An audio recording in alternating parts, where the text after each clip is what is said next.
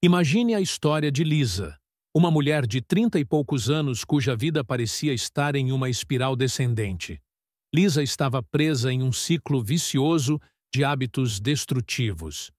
Fumante inveterada desde a adolescência, ela estava acima do peso, endividada, e seu casamento havia terminado em divórcio. Para completar, Lisa estava infeliz em seu trabalho. Era difícil imaginar como ela poderia sair dessa situação. Mas um dia, durante uma viagem ao Cairo, algo mudou. Lisa acordou com uma determinação que nunca havia sentido antes. Ao visitar as pirâmides, ela decidiu que queria mudar de vida. Seu primeiro passo foi simples, mas simbólico: parar de fumar. No entanto, ao tentar parar, Lisa percebeu que isso não seria fácil, já que fumar era um hábito profundamente enraizado em sua rotina. Charles Duhigg, ao explorar a história de Lisa, introduz o conceito de loop do hábito, um ciclo neurológico que governa qualquer hábito. Esse loop é composto por 3 elementos: a deixa, ou sinal, a rotina e a recompensa. Deixa. A deixa é o gatilho que inicia o comportamento. No caso de Lisa, o estresse era frequentemente a deixa que a levava a fumar. Rotina. A rotina é o comportamento em si, a ação que realizamos. Para Lisa, a rotina era fumar um cigarro. Recompensa. A recompensa é o benefício que obtemos do comportamento, aquilo que nosso cérebro interpreta como positivo. Para Lisa, a recompensa era a sensação de relaxamento e alívio do estresse. Para ilustrar ainda mais, Duhigg descreve um experimento com ratos, onde eles eram colocados em um labirinto com um pedaço de chocolate no final. Quando os ratos eram expostos ao mesmo labirinto várias vezes, seus cérebros começavam a formar um loop do hábito. Ao ouvir um clique, a deixa, eles começavam a correr, a rotina, e encontravam o chocolate, a recompensa. Com o tempo, o cérebro dos ratos economizava energia e tornava o comportamento automático. Lisa percebeu que, para parar de fumar, ela precisaria modificar seu loop do hábito. Com a ajuda de um programa de pesquisa, ela começou a substituir a rotina de fumar por outra atividade. Quando sentia estresse, a deixa, ao invés de fumar, a antiga rotina, ela começou a correr, a nova rotina. A recompensa continuava a ser a mesma: alívio do estresse e uma sensação de bem-estar. Duhigg explica que a chave para mudar um hábito não é eliminar a deixa ou a recompensa, mas sim substituir a rotina. O cérebro ainda recebe a mesma recompensa, mas através de uma ação diferente e mais saudável.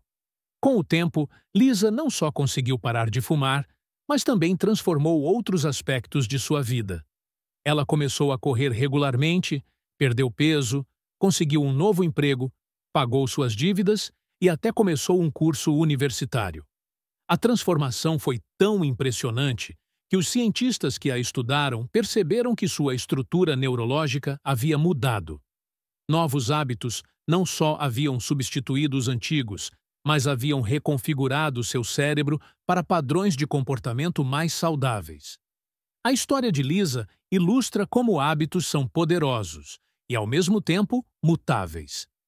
Eles têm um papel crucial em nossas vidas, influenciando nossa saúde, bem-estar e até nosso sucesso profissional. Compreender o loop do hábito é essencial para quem deseja mudar comportamentos indesejados e adotar novos e positivos. Duhigg destaca que todos nós temos a capacidade de transformar nossos hábitos.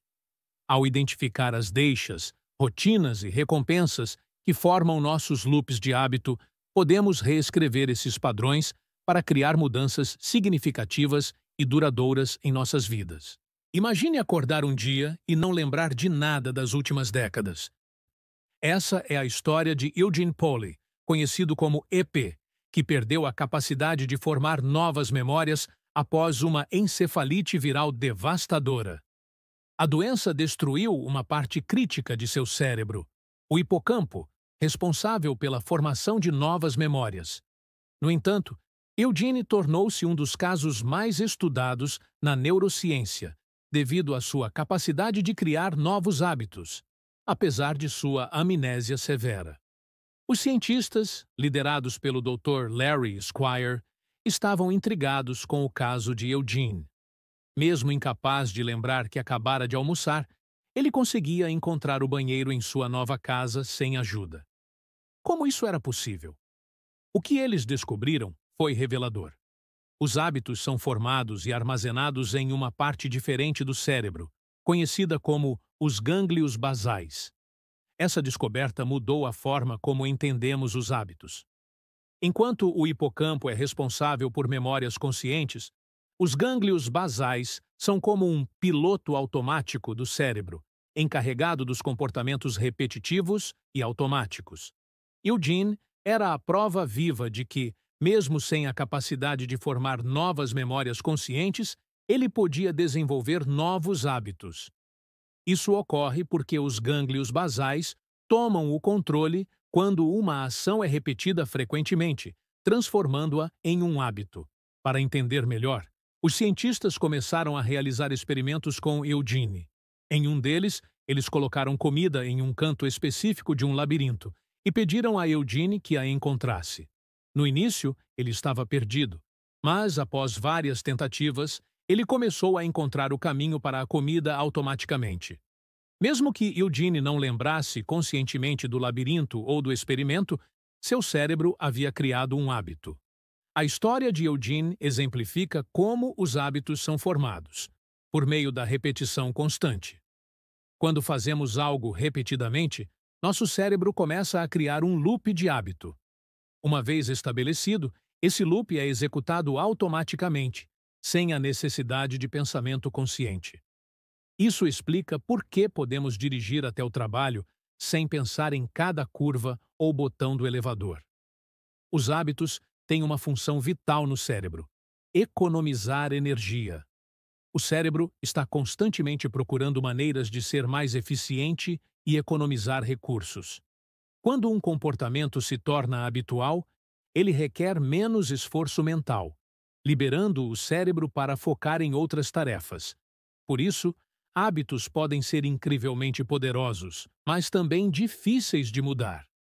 Eugene Polly não só podia realizar tarefas diárias, mas também desenvolver hábitos novos com o tempo, apesar de sua incapacidade de formar memórias novas.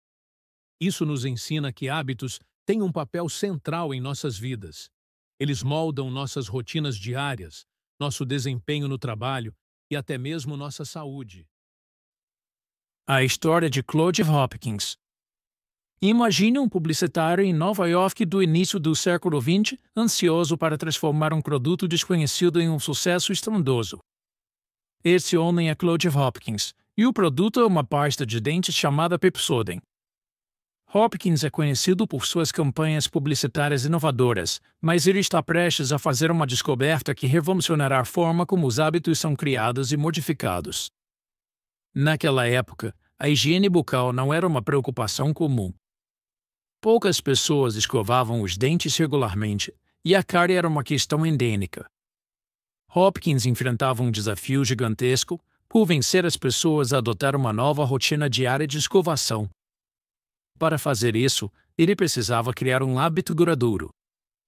Hopkins estudou os comportamentos humanos e percebeu que precisava criar um loop do hábito convincente. Ele sabia que um hábito se forma quando há uma deixa, uma rotina e uma recompensa. Então, ele se concentrou em encontrar uma deixa poderosa e uma recompensa que fosse desejável. Hopkins lançou uma campanha publicitária brilhante para Pepsodent. Ele identificou uma substância chamada película que se forma naturalmente nos dentes e a usou como a deixa.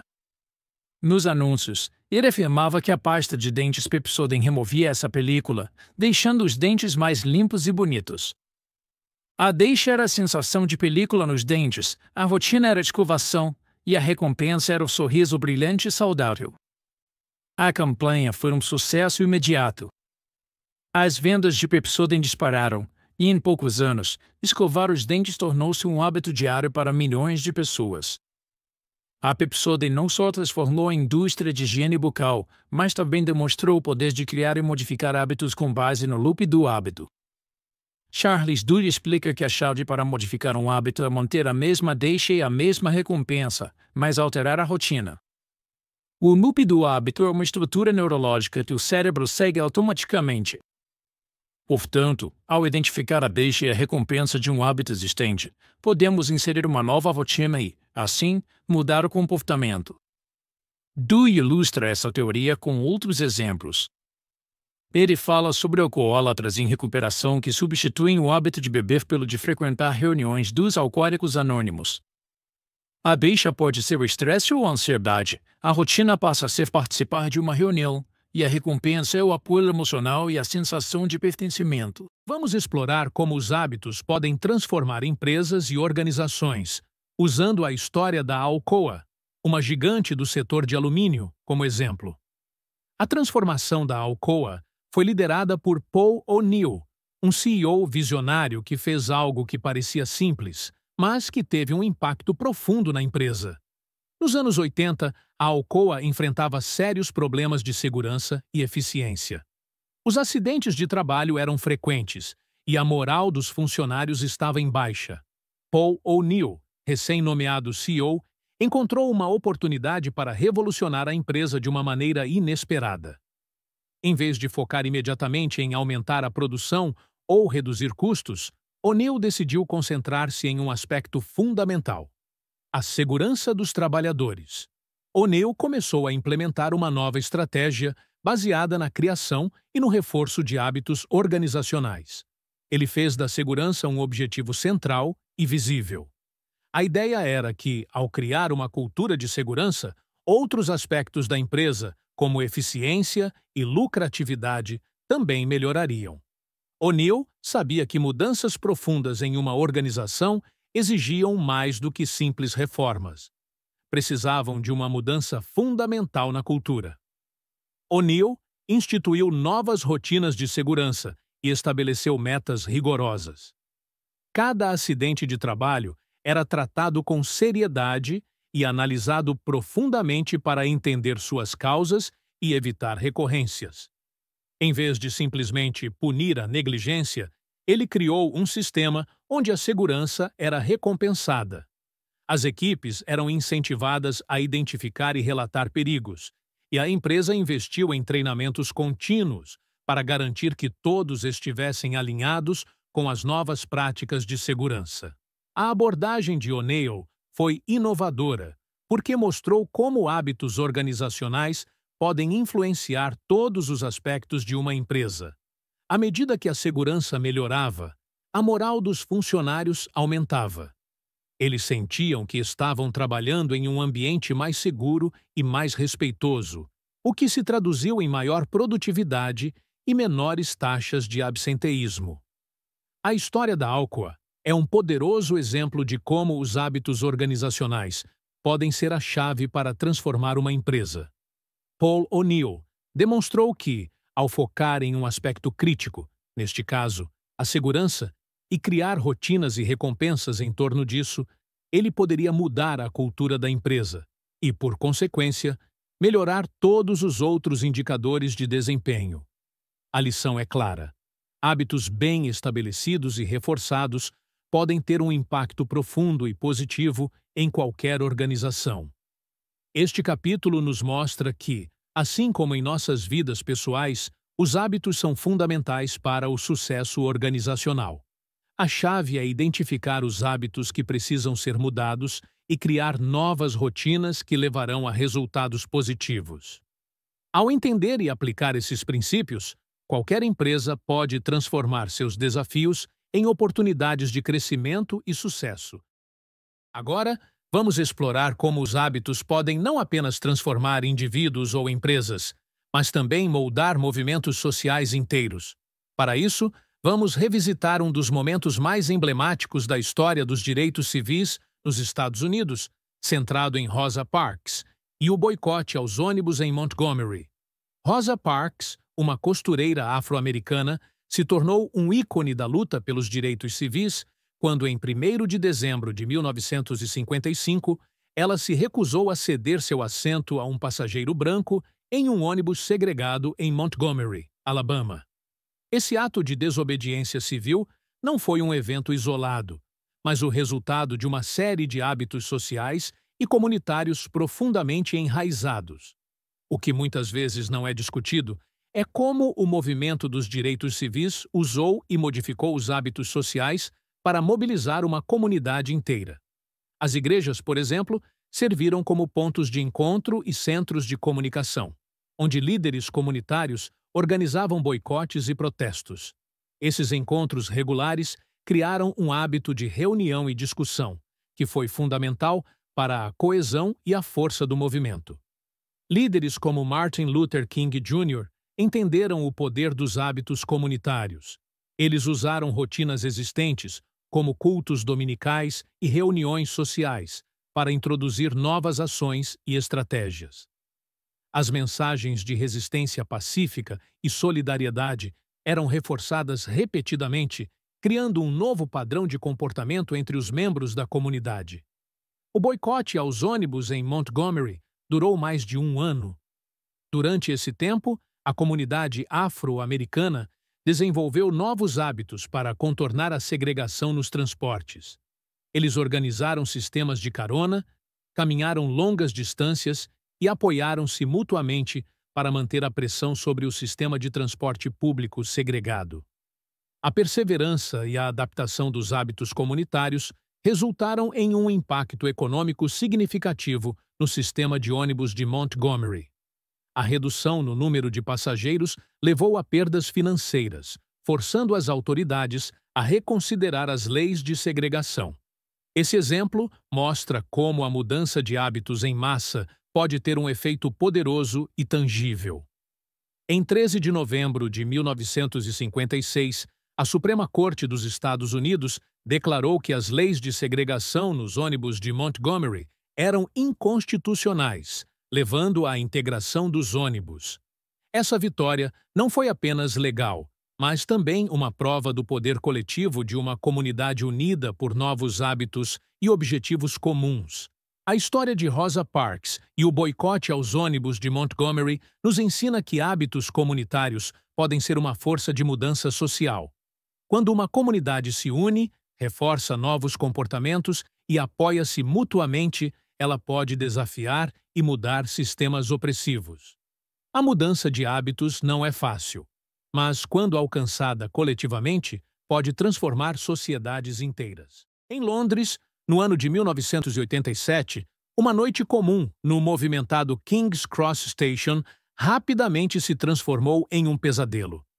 Um pequeno fogo começou em uma das escadas rolantes, algo que inicialmente parecia insignificante. No entanto, em questão de minutos, o fogo se transformou em um inferno que tomou conta da estação, resultando na morte de 31 pessoas. Como uma tragédia tão grande pôde acontecer em um lugar tão público e movimentado?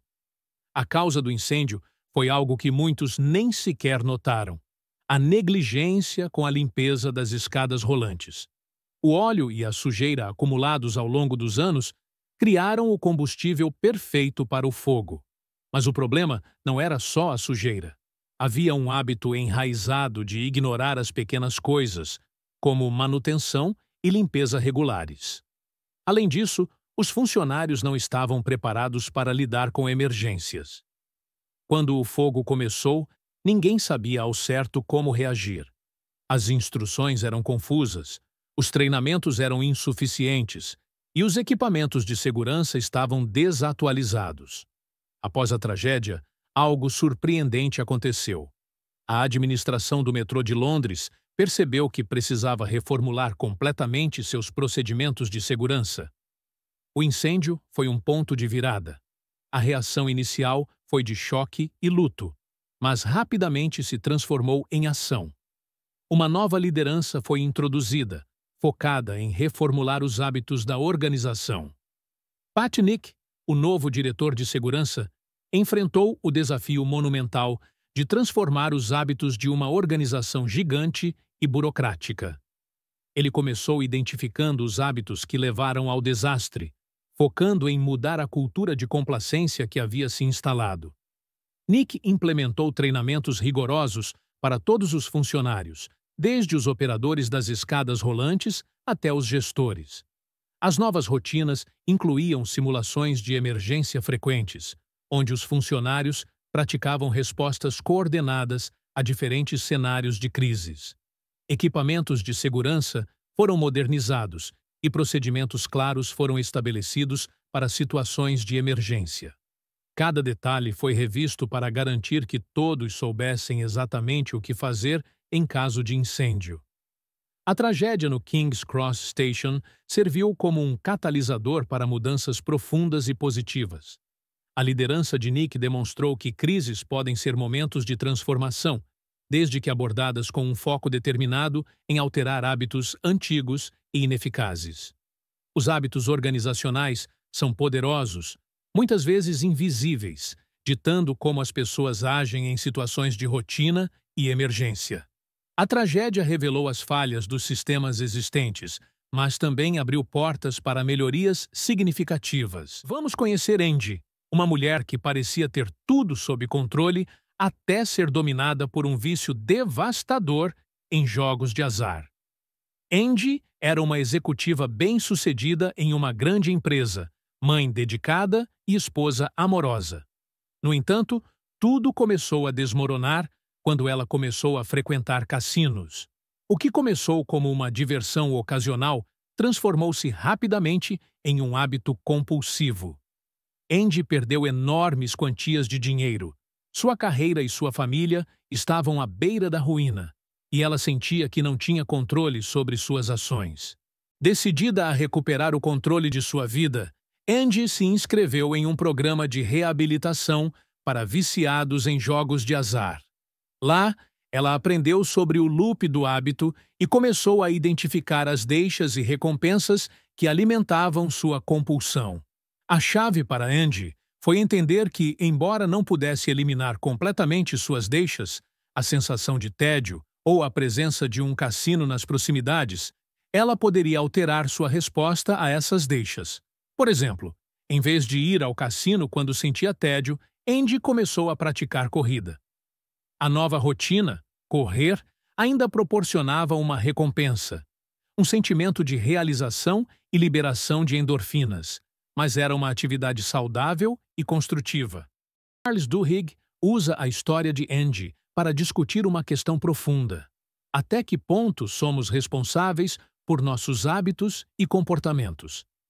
Ele explora o papel do livre-arbítrio em nossas vidas, questionando se realmente temos controle sobre nossos hábitos ou se somos escravos deles. Imagine-se correndo em uma maratona. Cada quilômetro é um desafio, mas você continua avançando, determinado a alcançar a linha de chegada. Durante meses, você se dedicou a uma rotina de treinos intensos, uma dieta rigorosa e descansos planejados. Esses hábitos, que antes pareciam pequenos e insignificantes, agora se revelam cruciais para sua resistência e força. Cada passo que você dá é um testemunho do poder dos hábitos bem formados. Charles Duhigg encerra o poder. Gostou desse resumo e quer continuar aprendendo mais sobre desenvolvimento pessoal? Então, não esqueça de curtir este vídeo e se inscrever no nosso canal. Assim, você não perde nenhum dos nossos próximos resumos incríveis e ainda nos ajuda a trazer mais conteúdo de qualidade para você.